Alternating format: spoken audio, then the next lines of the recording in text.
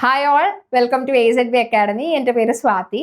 അപ്പൊ എല്ലാവർക്കും പുതിയൊരു വീഡിയോയിലേക്ക് സ്വാഗതം. അപ്പൊ നമ്മൾ ഇന്ന് ഇവിടെ നോക്കാൻ പോകുന്നത് എന്താ അറിയോ, കുറച്ച് ക്വസ്റ്റ്യൻസ് ആണ്. എങ്ങനെയാണ് ഈ ക്വസ്റ്റ്യൻസ് എക്സാമിന് വന്നാൽ ചെയ്യാൻ പറ്റുക? എക്സാമിന് ചോദിച്ചിട്ടുള്ള ക്വസ്റ്റ്യൻസ് തന്നെയാണ്. നമുക്ക് പെട്ടെന്ന് നോക്കാം, കാരണം അടുത്തൊരു എക്സാം വരുമ്പോൾ ഇത് നിങ്ങൾ ആരും തെറ്റിക്കരുത്. അപ്പോൾ വേഗം നമുക്ക് നോക്കാം. ഓക്കെ, ദാ നോക്കൂ, ഒരു ഗോളീയ ദർപ്പണത്തിന്റെ വക്രതാ ദൂരം 15 സെന്റിമീറ്റർ ആണ്. അതിന്റെ ഫോക്കസ് ദൂരം എത്രയാണ്? അപ്പൊ എന്താണ് ഈ വക്രതാ ദൂരം തന്നാല്, റേഡിയസ് തന്നാൽ എഫ് കാണാനുള്ള ഇക്വേഷൻ എന്താണ് അറിയണം നമുക്ക്. എന്താണ് എഫ് കാണാനുള്ള equation? F is equal to r/2. ഈ ഇക്വേഷൻ ഒക്കെ നമുക്ക് സിമ്പിൾ ആയിട്ട് ബേസിക് ആയിട്ടുള്ള ഇക്വേഷൻ ആണ്.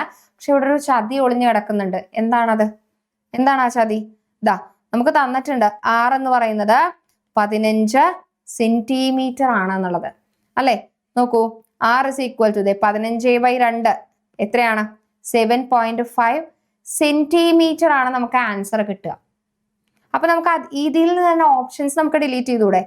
1.5 ഇല്ല, 15 ഇല്ല, അല്ലേ? ഇനി ഇവിടെ 7.5 മീറ്റർ ഉണ്ട്, 0.075 മീറ്റർ ഉണ്ട്. ഇതിൽ നമുക്ക് എങ്ങനെയാ കിട്ടുക? സെന്റിമീറ്ററിനെ മീറ്ററിലേക്ക് ആക്കണം, അല്ലെ? അപ്പൊ എന്ത് ചെയ്യണം? 7.5/100. അപ്പൊ എത്ര കിട്ടും? 0.075 മീറ്റർ എന്നുള്ളത് കിട്ടും. അപ്പൊ ആൻസർ എന്താ വരുന്നേ? ആൻസർ സി ആണ്. ഓക്കെ, അപ്പൊ ക്വസ്റ്റ്യനിൽ എന്താ കിടക്കണേ? ക്വസ്റ്റ്യനിൽ ഉള്ള അതേ യൂണിറ്റ് ആണോ ആൻസറിലും തന്നിട്ടുള്ളത് എന്നുള്ളത് പ്രത്യേകം ശ്രദ്ധിക്കണം. ഇല്ലെങ്കിൽ നമ്മൾ അതിനെ ആൻസറിൽ ഏത് യൂണിറ്റ് ആണുള്ളത് അതിലേക്ക് കൺവേർട്ട് ചെയ്യണം. ഓക്കെ, ക്ലിയർ അല്ലേ? ക്ലിയർ അല്ലേ? അപ്പൊ ആദ്യത്തെ ക്വസ്റ്റ്യൻ, ഒരു ഗോളീയ ദർപ്പണത്തിന്റെ ആരം തന്നിട്ട് എന്തായിരുന്നു? എന്താ തന്നേ? അത് ഫോക്കസ് ദൂരം കാണാനുള്ള ക്വസ്റ്റ്യൻ ആയിരുന്നു. ഓക്കെ, ഇനി നമുക്ക് അടുത്തൊരു ക്വസ്റ്റ്യൻ നോക്കാം. അത് വേറൊരു രീതിയിലുള്ള ക്വസ്റ്റ്യൻ ആണ്.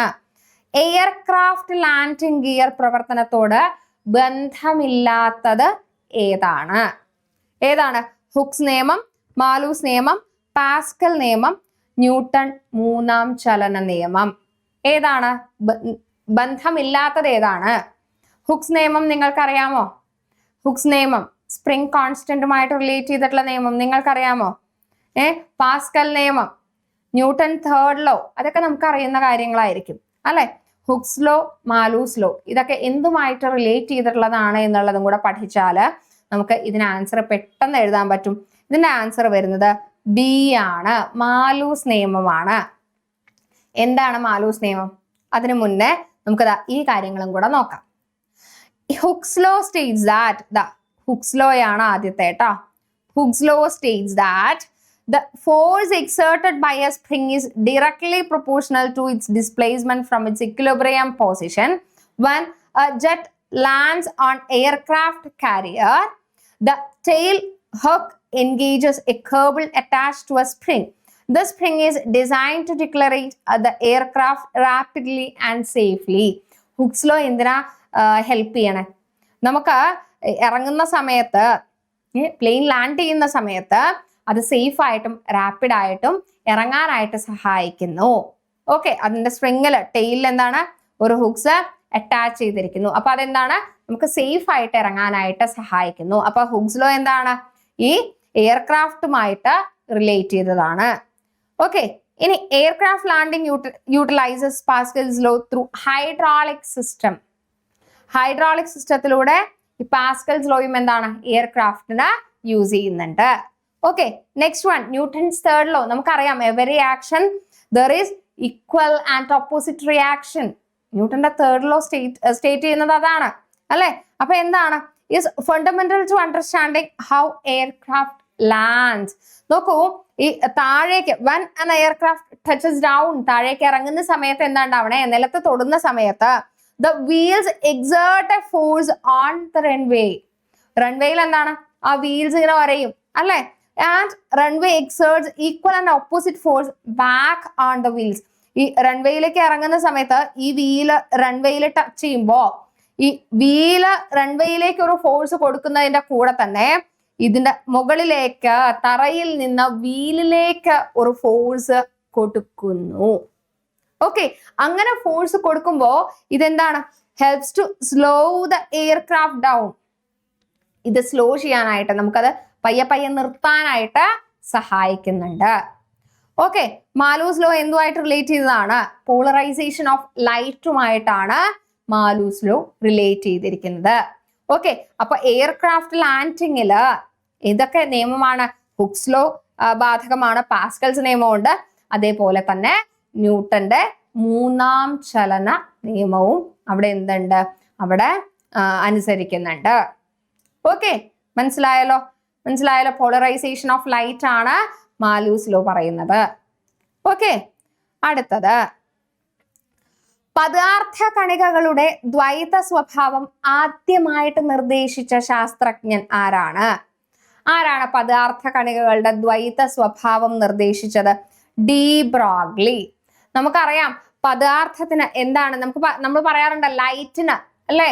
ലൈറ്റിന് എന്താ പറയാ, കണികാ സ്വഭാവവും അതേപോലെ തന്നെ വേവ് നേച്ചർ, തരംഗ സ്വഭാവവും ഉണ്ട്. ഒരേ സമയം കണികാരൂപത്തിലും തരംഗ രൂപത്തിലും സഞ്ചരിക്കുന്നു. ഓക്കെ, അപ്പൊ പദാർത്ഥ കണികളുടെ ദ്വൈത സ്വഭാവം ആദ്യമായിട്ട് നിർദ്ദേശിച്ച ശാസ്ത്രജ്ഞൻ ആരാണ്? D Broglie. ഓക്കെ, മറക്കണ്ട കേട്ടോ. ഇനി നോക്കൂ, നമ്മുടെ LDC 2027 വരികയാണ് അല്ലെ? അപ്പൊ 2027 LDCക്ക് എന്തൊക്കെ തയ്യാറെടുപ്പുകളാ വേണ്ടത്? ഇതുവരെ LDC എഴുതി നോക്കിയിട്ട് ഇത്ര സിമ്പിൾ ആണ് ക്വസ്റ്റ്യൻസ്, എന്നിട്ട് എന്താണ് എനിക്ക് കിട്ടാത്തത് എന്നുള്ള ഒരു ചോദ്യം നമ്മുടെ മനസ്സിലെല്ലാം കിടപ്പുണ്ടാവും അല്ലെ? എത്രയോ പഠിച്ചത് പോരാഞ്ഞിട്ടാണോ, അതോ റിപ്പീറ്റ് ചെയ്യാനിട്ടാണോ? അതൊന്നും അല്ല. എന്താണ്, നിങ്ങൾ പഠിച്ച കാര്യം പ്രോപ്പറായിട്ട് എക്സാം ഹാളിൽ ഇംപ്ലിമെന്റ് ചെയ്യുക എന്നുള്ളത് വലിയൊരു കാര്യം തന്നെയാണ് അല്ലെ? അതിനെന്താ വേണ്ടേ? ഇപ്പോഴേ പഠിച്ചു തുടങ്ങണം. ഇപ്പൊ എങ്ങനെയാ പഠിച്ചു തുടങ്ങുക? SCRT വെച്ച് അങ്ങോട്ട് സ്റ്റാർട്ട് ചെയ്താൽ മതിയോ? പോരാ, SCRT മാത്രം പോരാ. അതിന് എന്ത് വേണം? നമുക്ക് ഡെയിലി സ്റ്റഡി പ്ലാൻസ് വേണം. ഈ ഡെയിലി സ്റ്റഡി പ്ലാൻസ് നമുക്ക് എന്താ വേണ്ടേ? ഡെയിലി സ്റ്റഡി പ്ലാൻ മാത്രം മതിയോ? അത് പഠിച്ച് കൃത്യമായ നോട്ടോട് കൂടി റിവിഷൻ ചെയ്യണം. റിവിഷൻ ചെയ്ത് കഴിഞ്ഞ് എന്ത് വേണം? അത് എക്സാമിന് എങ്ങനെയാണ് ക്വസ്റ്റ്യൻ വരിക എന്നുള്ള ഒരു ധാരണ കൂടി നമുക്കെല്ലാം ഉണ്ടാവണം. അപ്പൊ ഇങ്ങനെ ഓരോ ദിവസവും നമ്മൾ എന്താ ചെയ്യുന്നത്? പഠിച്ച കാര്യങ്ങള് എക്സാം എഴുതി തന്നെ പരിശീലിക്കുമ്പോഴാണ് നമ്മൾ പഠിച്ചതെല്ലാം നമുക്ക് കിട്ടുന്നുണ്ടോ, കറക്റ്റ് ആണോ, ഇനി എന്തൊക്കെയാണ് പഠിക്കേണ്ടത്, ഇനി എന്താണ് നമുക്ക് തിരുത്താനുള്ള കാര്യങ്ങള്, എവിടെയാണ് നമുക്ക് മിസ്റ്റേക്സ് പറ്റുന്നത് എന്നെല്ലാം നമുക്ക് സ്വന്തമായിട്ട് അനലൈസ് ചെയ്യാനായിട്ട് പറ്റുള്ളൂ. അതിന് ഞങ്ങളെ ഹെൽപ്പ് ചെയ്യാണ് കൃത്യമായിട്ടുള്ള സ്റ്റഡി പ്ലാനോടുകൂടി ലൈവ് ഉണ്ടാവും, റെക്കോർഡഡ് ക്ലാസ്സസ് ഉണ്ടാവും, അതേപോലെ തന്നെ special CA series, current affair പഠിച്ചെടുക്കുക എന്നുള്ളത് വലിയൊരു കാര്യമാണ് അല്ലെ? നമുക്കറിയാം കറണ്ട് അഫെയറിൽ വലിയൊരു മാർക്ക് കിടക്കുന്നുണ്ട്. അപ്പൊ ആ ഒരു മാർക്ക് കിട്ടിയാൽ തന്നെ നമുക്ക് എന്താണ്? പകുതി സമാധാനമാണ് അല്ലെ? ബാക്കിയുള്ളതൊക്കെ നമുക്ക് പഠിച്ചെടുക്കാം. കറണ്ട് അഫെയറിൽ എവിടെ നിന്നാണ് ചോദ്യം വരിക എന്നുള്ളതൊക്കെ വലിയ ഒരു ക്വസ്റ്റ്യൻ മാർക്ക് തന്നെയാണ്, ശരിയല്ലേ? അപ്പൊ നിങ്ങൾക്ക് സ്പെഷ്യൽ CA സെഷൻസ് ഉണ്ടാവും, അതേപോലെ തന്നെ മെന്റർഷിപ്പ് സപ്പോർട്ട് ഉണ്ടാവും. മെന്റലി നിങ്ങളെ സപ്പോർട്ട് ചെയ്യാനായിട്ട്, നിങ്ങളെ സ്കഫോൾഡ് ചെയ്യാനായിട്ട് നിങ്ങൾക്ക് എപ്പോഴും കൂടെ ആളുണ്ടാവും. അതേപോലെ തന്നെ motivation series and combine study സൗകര്യങ്ങൾ ഇതെല്ലാം നിങ്ങൾക്ക് ഉണ്ടാവും. സോ നിങ്ങൾ നന്നായിട്ട് ഈ ഒരു സെഷൻ ഉപയോഗിക്കുക. ജോലി കിട്ടിയിട്ട് മാത്രം നിങ്ങൾ എന്ത് ചെയ്താൽ മതി? ഫുൾ ഫീസ് അടച്ചാൽ മതി. നിങ്ങൾ പഠിക്കാൻ റെഡി ആണെങ്കിൽ ഞങ്ങൾ കൈ പിടിച്ചുയർത്താനായിട്ടുണ്ടാവും. ഇത് AZBയുടെ വാക്കാണ്. നിങ്ങൾ ആദ്യം കുറച്ച് ഫീസ് അടച്ചു മാത്രം ജോയിൻ ചെയ്യുക. ജോലി കിട്ടി മാത്രം എന്ത് ചെയ്താൽ മതി? ഫുൾ ഫീസ് നിങ്ങൾ അടച്ചാൽ മതി എന്നുള്ളത് AZBയുടെ വാക്കാണ്. സോ നിങ്ങൾ നന്നായിട്ട് പഠിക്കുക, നല്ല രീതിയിൽ മുന്നേറാനായിട്ട് ശ്രമിക്കുക.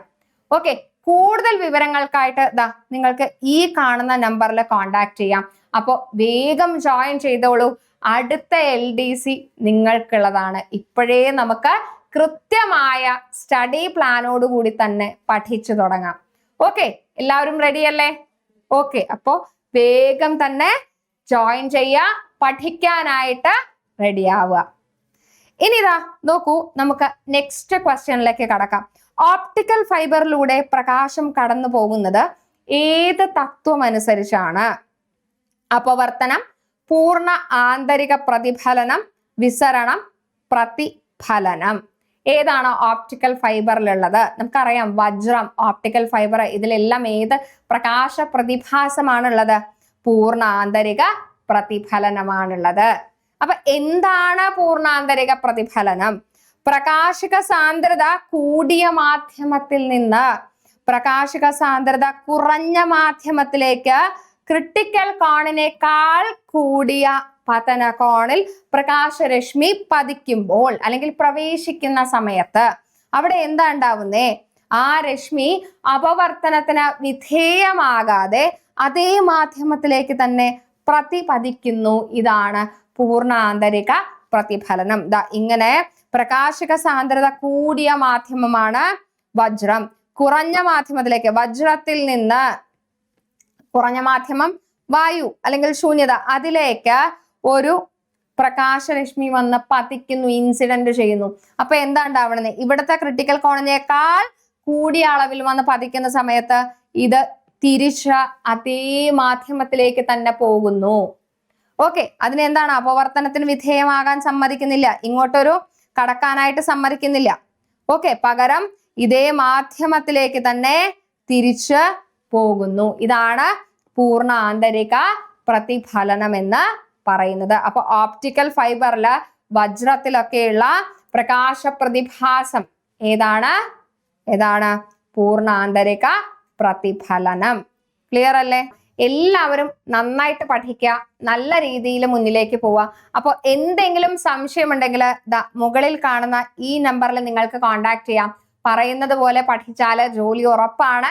അപ്പൊ എല്ലാവർക്കും വീണ്ടും നമുക്ക് അടുത്ത വീഡിയോയിൽ കാണുന്നത് വരേക്കും ബൈ ബൈ. Thank you.